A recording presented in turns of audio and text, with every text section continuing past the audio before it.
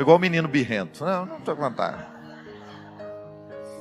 E de repente Deus me visitou através de uma música que chama Prece, que está no CD. Uma música linda que fala de Nossa Senhora. A música me emocionou tanto, vocês conhecem? A música me emocionou tanto, mas tanto, eu ficava ouvindo aquilo assim. Sabe quando você chegou no WhatsApp, a música? Não me lembrava quem foi que tinha me mandado. Na época, ouvi. Passou o tempo. Depois não me lembrava nem mais quem tinha me mandado. E eu queria encontrar a música de novo e não consegui. E aí, por acaso, eu encontrei um link de um vídeo no Instagram. Da cantora cantando a música. E aí eu fiquei muito impactado, não sabia quem era. Aí fiquei com vontade de gravar o disco por causa dessa música. Falei assim, eu acho que está na hora por causa dessa música. Eu quero gravar. Liguei para a Jô, que trabalha na Sony, falei, Jô, tem uma música que chama assim, o vídeo está lá no Instagram. Tenta descobrir quem é essa menina para a gente pedir as autorizações. Quem sabe a gente consegue. Se ela permitir, eu vou começar o disco. Ah, tá bom. Em pouco tempo, conseguiu falar com a menina. Em um belo dia, uma amiga minha, lá do Rio de Janeiro, me passa um WhatsApp e fala assim, verdade que você vai gravar a música da Lília? Assim, quem é Lília? Ela falou assim, a menina da música da Nossa Senhora que você gostou. Falei, claro, por quê? Ela está aqui do meu lado. Falei, como assim? Falei, é minha amiga. Já achei o mundo pequeno ali, né?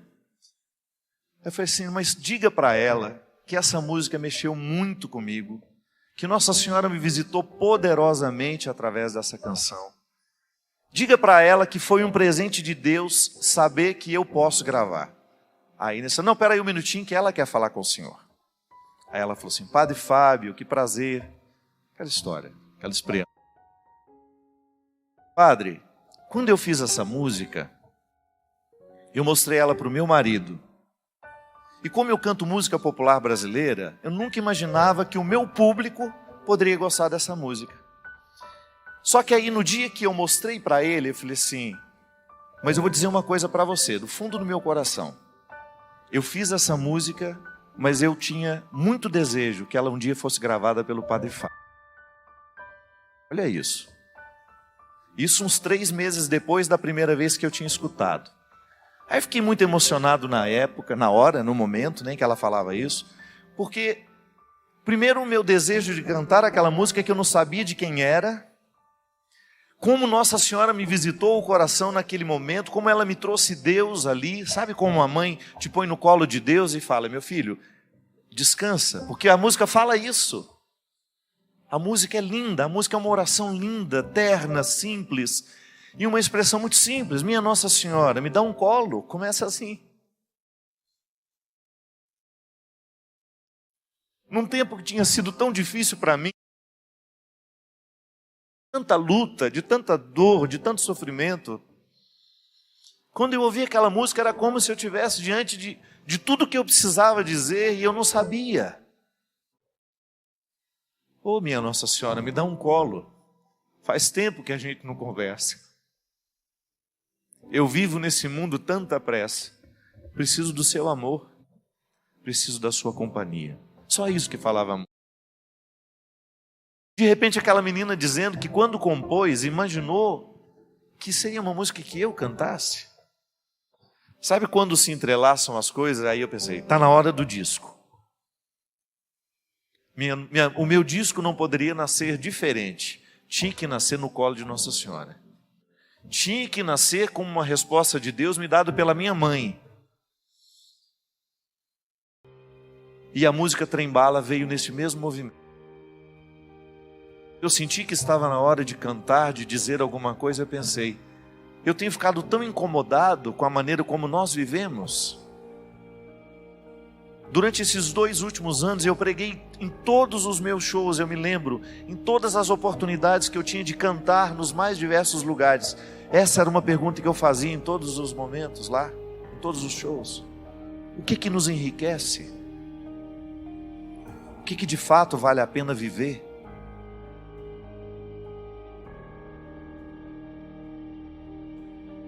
que traz significado ao nosso coração? Onde vale a pena a gente perder o tempo? Perguntinha cruel. Eu me olhava, eu me via e eu me perguntava: eu estou vivendo a vida que eu preciso viver? Eu estou fazendo escolhas que de fato correspondem àquilo que me pede o coração? Aí quando eu vi o trem bala, eu pensei: meu Deus, como nós precisamos dessas frases simples. Como nós precisamos refletir o trivial. Tamanha a pobreza que nós estamos vivendo. E é impressionante como ela emociona tanta gente. Ela não tem nada de sofisticada. Nada.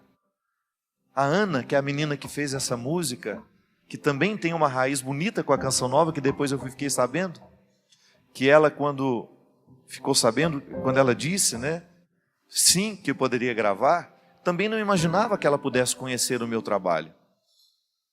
Aí agora há pouco tempo, numa cartinha que ela escreveu, bem bonitinha, dizendo que ela se alimentou muito espiritualmente do CD Filho do Céu. Ai, como é bom a gente cantar o que a gente precisa ouvir. Confesso para você que o CD clareou, é um monte de música que eu preciso cantar, porque eu preciso ouvir. Eu não estou dando a você uma música que eu quero que você escute.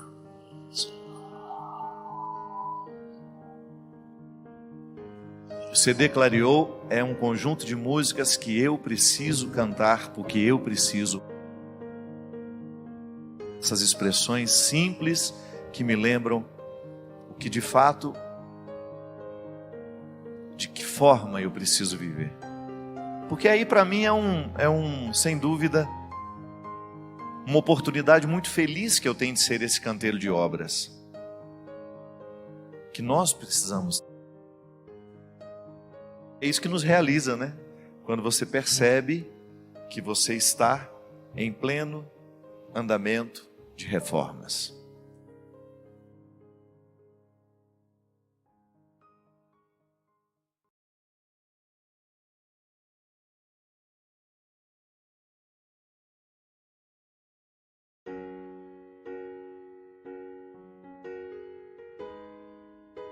Uma pessoa que me escreveu disse que não gostaria de ser identificada. Ela me disse assim: padre, minha mãe faleceu. Além da tristeza que é natural do luto, eu me sinto muito angustiada, pois apesar de amá-la muito, nós não tínhamos um bom relacionamento. Não era uma relação normal entre mãe e filha, e minha lembrança não alcança quando e por que isso começou. Ela sempre foi uma pessoa muito fria, distante, nunca conseguimos conversar como mãe e filha, nunca lhe faltei com respeito e nos momentos de doença sempre dei o amparo que ela precisava. Sabe, padre, na realidade era muito difícil para mim dar o que eu não recebia. E nos últimos anos acabei me tornando uma pessoa fria também em relação a ela. Minha angústia é também por não ter conseguido ser uma pessoa melhor nessa situação. Por favor, dê-me uma orientação. Minha filha, sempre que a gente perde uma pessoa, é natural que a gente fique tentando mensurar o que a gente viveu. Isso não é possível, é até injusto com a gente. Toda vez que eu tento, toda vez que eu volto os meus olhos para o passado, eu tenho uma tendência muito natural em atribuir culpas, atribuir responsabilidades, como se isso fosse modificar alguma coisa, né? O fato é que, à medida que nós estamos vivendo, nem sempre nós somos livres o suficiente para modificar as nossas atitudes. Eu falava aqui para vocês no início, né, que muitas vezes eu não sou capaz de modificar uma atitude porque eu não sou suficientemente livre para compreendê-la. E relação de mãe e filha passa muito por isso. Nem sempre mãe é livre no momento que está sendo mãe. E filho também nem sempre é livre no momento que está sendo filho. Pode estar condicionado pelas forças do momento, pelas dificuldades que são próprias daquela hora, ou até mesmo das crises normativas que nós enfrentamos ao longo da nossa vida. E você tem razão, muitas vezes nós não sabemos localizar o porquê da dificuldade com a nossa mãe. Eu preguei um retiro na semana passada e eu falava da experiência que nós fazemos de Deus a partir da experiência que nós fazemos de nós mesmos. E há um momento do retiro em que eu convidei as pessoas que estavam ali comigo a pensarem nos papéis que seus pais exerceram na sua fé. Porque quando eu digo que Deus é Pai, é natural que eu convoque a imagem que eu tenho de Pai. A palavra Pai vai me reportar ao Pai que eu tive na terra. Deus é Pai. Naturalmente eu penso na minha experiência com meu Pai. Tantas vezes eu tenho dificuldade de fazer uma experiência com um Deus amoroso porque minha relação com meu pai não foi boa. Eu preciso me libertar disso. Eu preciso pensar que os condicionamentos do meu mau relacionamento com meu pai humano não podem ser transferidos. Esse relacionamento ruim não pode ser transferido para a minha relação com Deus. Eu preciso ser livre para pensar que são duas realidades complementares, mas diferentes. Podem até se complementar, mas são questões diferentes. Somente o tempo, à medida em que eu me liberto.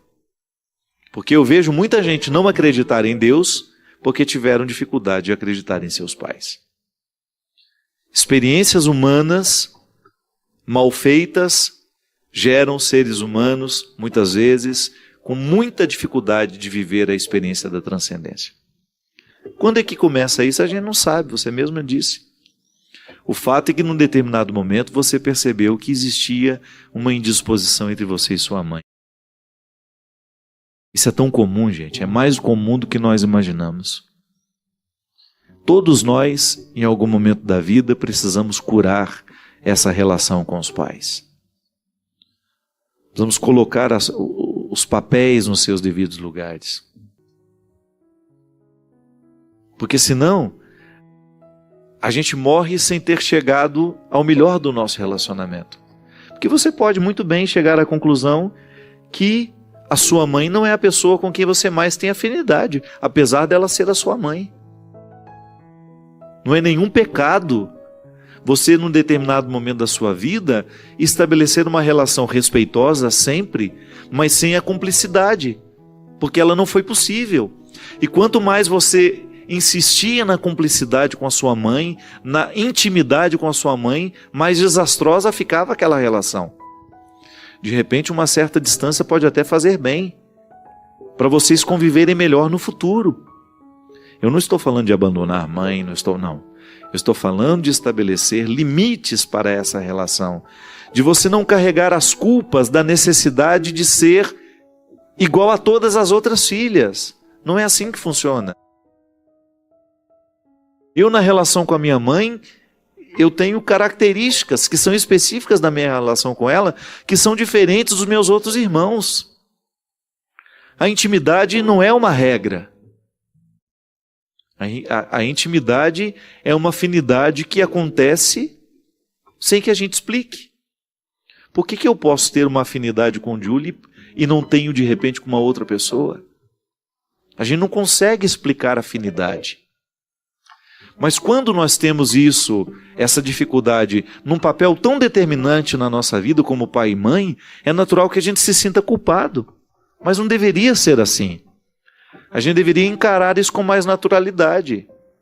As questões humanas não deveriam nos assustar tanto quanto nos assustam.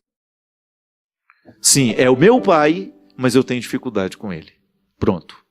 A partir do momento que a gente tem coragem de dizer isso, a verdade nos ilumina e a gente começa a ter um pouco mais de sensibilidade no trato com a dificuldade.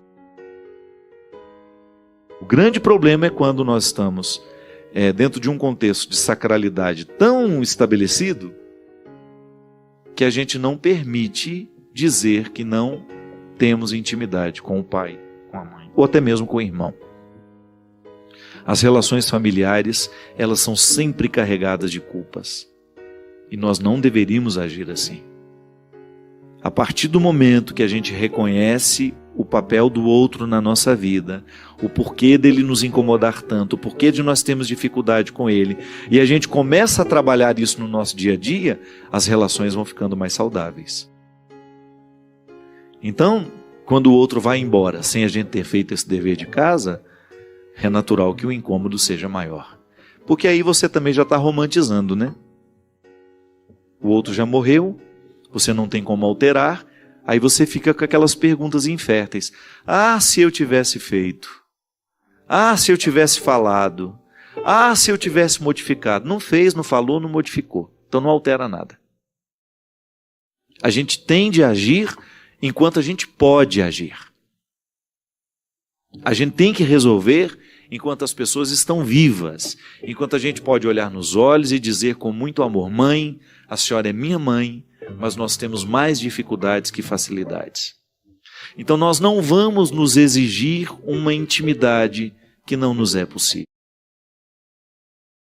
Nós vamos lidar com respeito, nós vamos nos ajudar naquilo que a gente precisar, mas nós não vamos invadir a vida uma da outra. Porque nós já descobrimos que essa intimidade não dá certo para nós. E não vou me sentir culpado por isso. Não quero que a senhora se sinta culpada por isso. Minha gente, nós, quando tomamos a coragem de colocar os pingos nos is, as relações ficam mais saudáveis. A gente se liberta da culpa, aí de repente você percebe que está sendo mais fácil lidar com ela. Você se desobrigou, ela também. A gente aprendeu a dizer não, a gente aprendeu a dizer sim. A gente começou a se cultivar com mais leveza. Agora, quando a gente espera o sepulcro se estabelecer para a gente tomar consciência disso, será sempre mais difícil. É por isso que a gente precisa ficar muito atento ao papel que o outro ocupa na nossa vida. Lá no retiro nós fazemos esse dever de casa. O tanto que de mim foi determinado pelo outro e que hoje eu rejeito. Eu, à medida que eu fui amadurecendo, eu fui vendo as influências da minha mãe sobre mim, do meu pai sobre mim, e quis ficar só com o que de fato valeu a pena. O que foi fruto do pecado deles, e quando eu falo pecado, eu não estou com essa conotação religiosa não, viu? Os erros humanos, porque também erraram com eles. Erraram com meu pai, erraram na educação da minha mãe. Depois ela também, por não ter tido condições de corrigir os erros dessa formação que deram a ela, continuou errando conosco. E se eu tivesse filhos sem consciência que hoje eu tenho, talvez eu erraria da mesma maneira com eles. Porque consciente eu já tenho o risco de errar. Eu sei que lá no retiro, muitas mulheres determinaram: meu Deus do céu, como eu reproduzo na vida das minhas filhas aquilo que eu repudiei tanto da minha mãe em mim.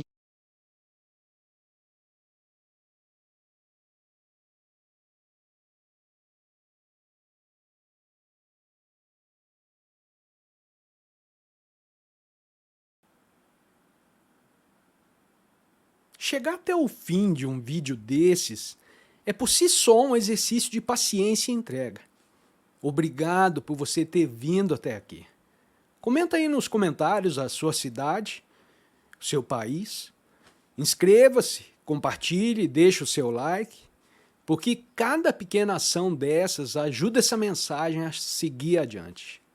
Valeu? Um grande abraço a todos e até o próximo vídeo. Tchau, tchau!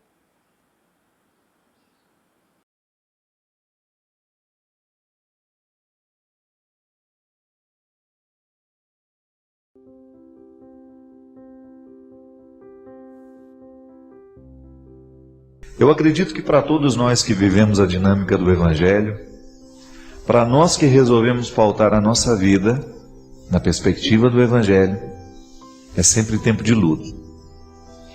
Porque esta é a principal ação de Deus em nós. É nos encorajar para a gente dar conta da vida, é nos encorajar para que a gente não se entregue nos momentos das dificuldades, dos problemas, das lutas. E é por isso que todo cristão é sempre um batalhador. É a união dessas duas forças, minha gente. A graça divina com o esforço humano, me capacitando diariamente para que eu tenha coragem de dar conta da minha vida. No primeiro momento, em ter coragem até mesmo de descobrir onde é que eu preciso mudar, o que é que eu preciso fazer para que esta minha vida seja satisfatória. Porque eu acho que no fundo, o que nós desejamos é isso. É tornar a vida uma atividade satisfatória. É extrair este sabor diariamente desse dom que nós recebemos. Você olha lá para o trabalho que você exerce e você sabe que lá tem sacrifício.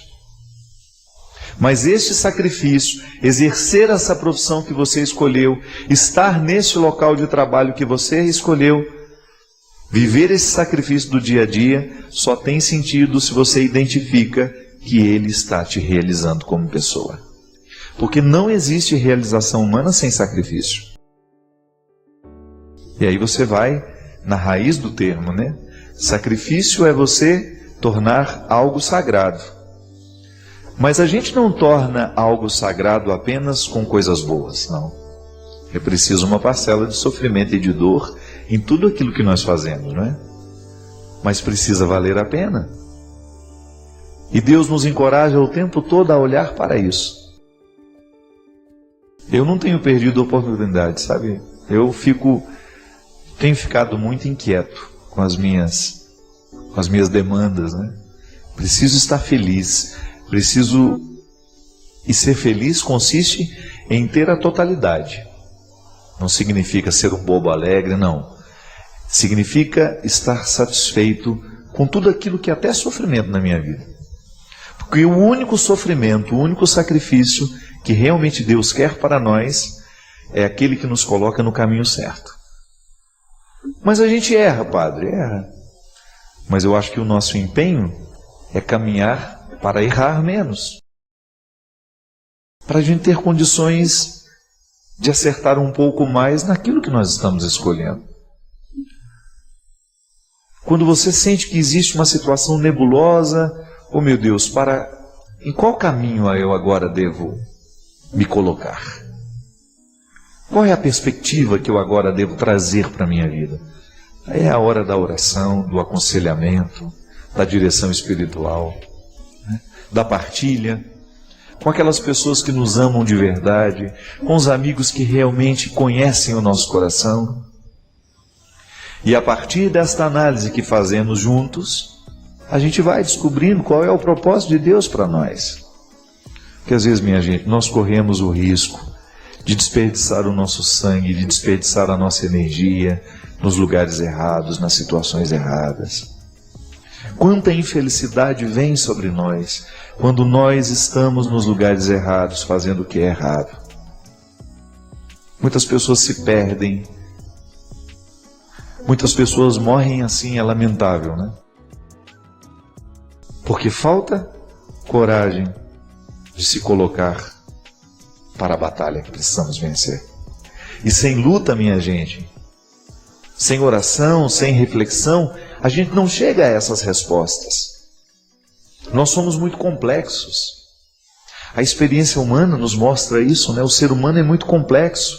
Nós somos depósito de sonhos, de ansiedades, de desejos, de possibilidades, de limites.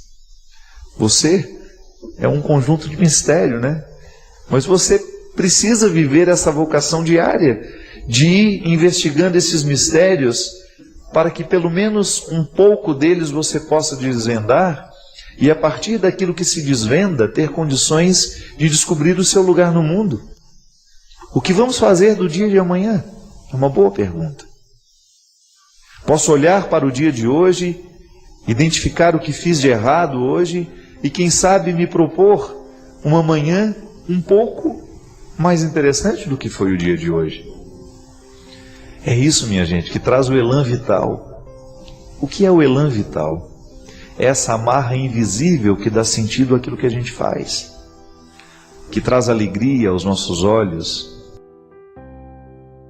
que traz esperança ao nosso coração, que injeta sangue corajoso nas nossas veias, para que a gente nunca pare de lutar. Porque se o sacrifício ele nos infelicita somente se ele não traz aquela satisfação de você estar no caminho certo, então ele é um sinalizador de que alguma coisa precisa mudar.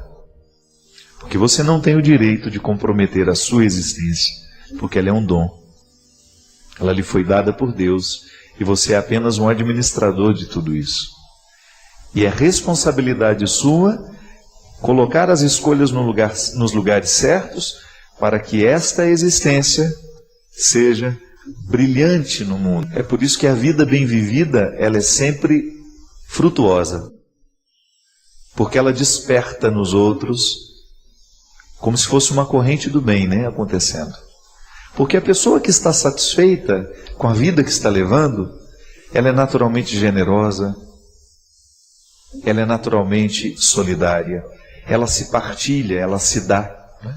Ela se entrega.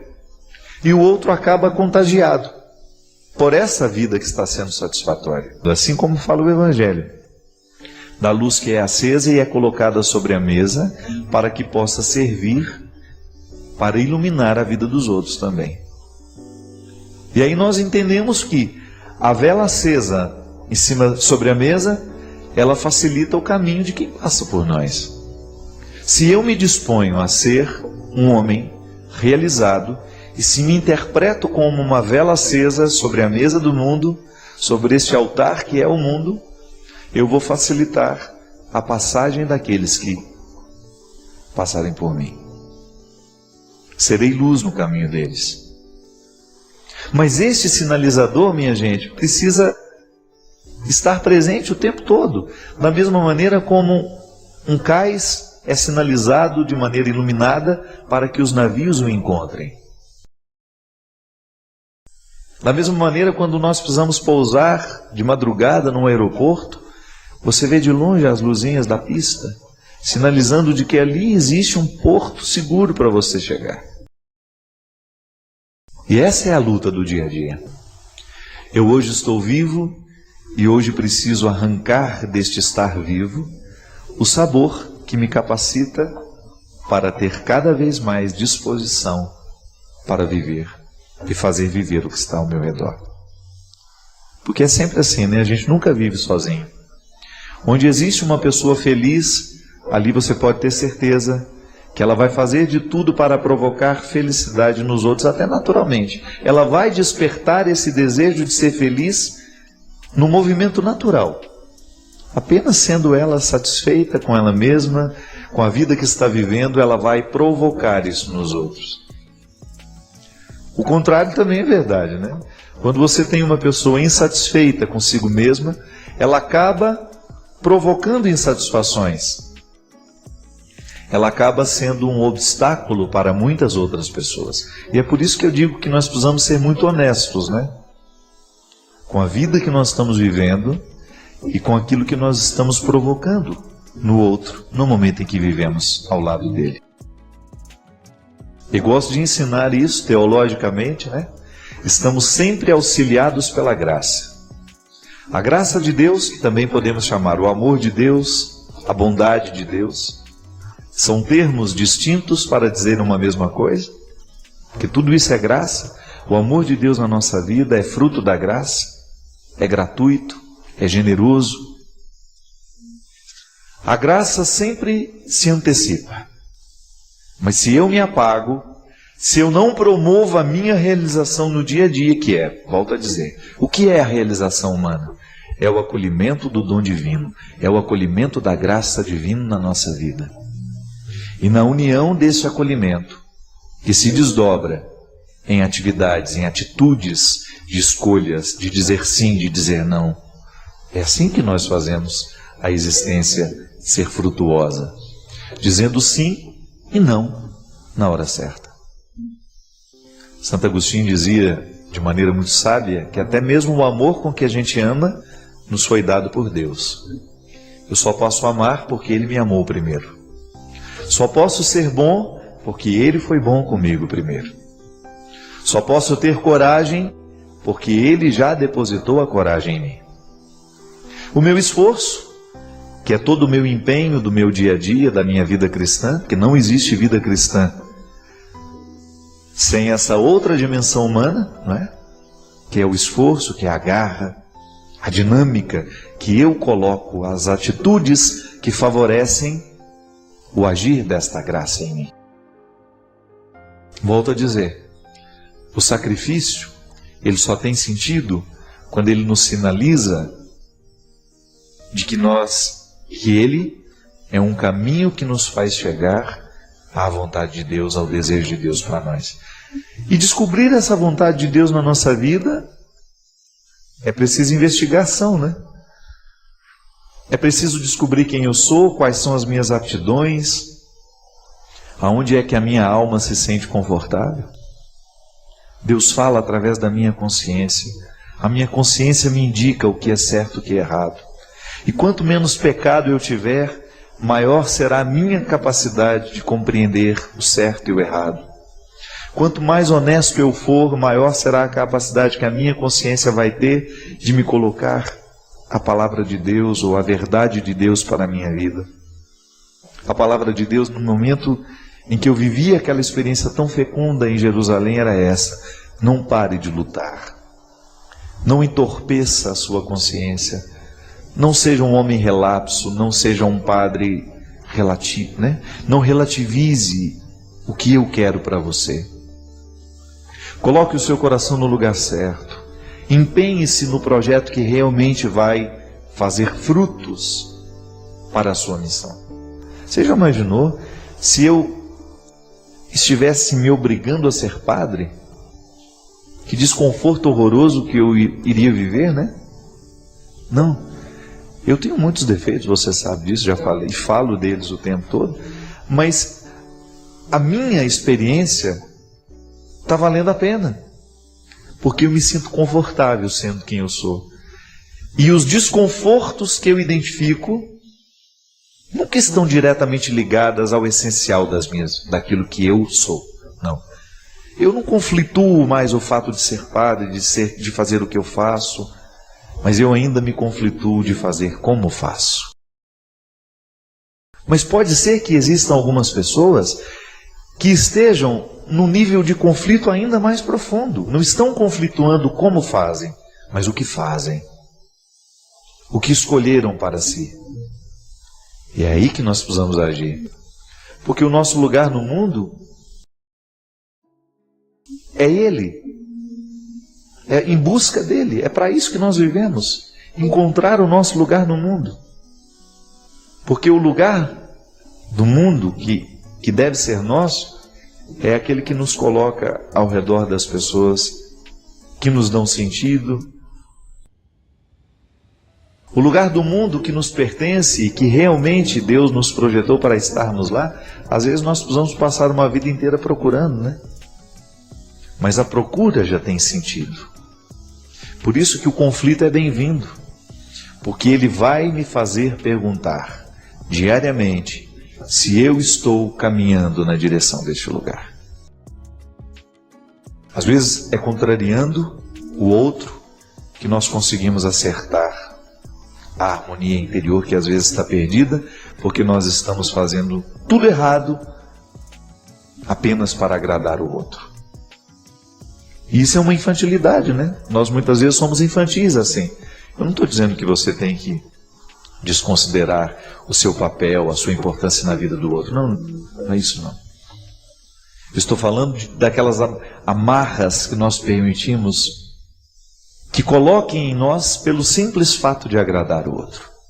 É claro que é bom a gente agradar o outro, mas a gente tem que agradar o outro do jeito certo, não comprometendo a nossa vida. Quando você percebe que você está comprometendo a sua realização só para agradar o outro, você corre o risco de estar cometendo o pior de todos os pecados, que é desperdiçar a vida. Porque esse é um ponto de partida interessante. Eu saber quem eu sou, mas sempre colocar como perspectiva quem eu devo ser. Analisar o que tenho feito, mas não parar na análise que me responde o que eu tenho feito. mas sobretudo me colocar na perspectiva do que devo fazer para que aquilo que eu faço tenha uma identidade com aquilo que eu sou. Eu sempre gosto de dizer isso. Eu não tenho, essa pergunta eu não me faço mais. Será que eu quero deixar de ser padre? Não. Eu gosto, eu amo o que eu faço.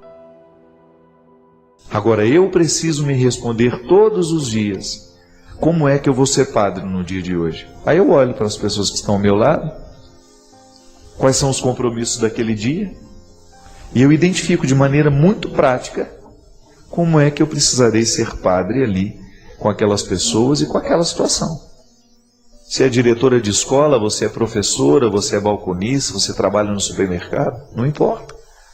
O advogado, o médico, somos todos iguais. Porque todos os dias, do homem mais importante ao mais simples, das atribuições mais poderosas às mais simples, do homem mais rico ao mais pobre, dos mais bonitos aos mais feios, dos mais inteligentes, dos menos capacitados, dos mais estudados, dos mais iletrados, todo mundo vai ter que descobrir isso. Você, pai de família, é a mesma coisa, né?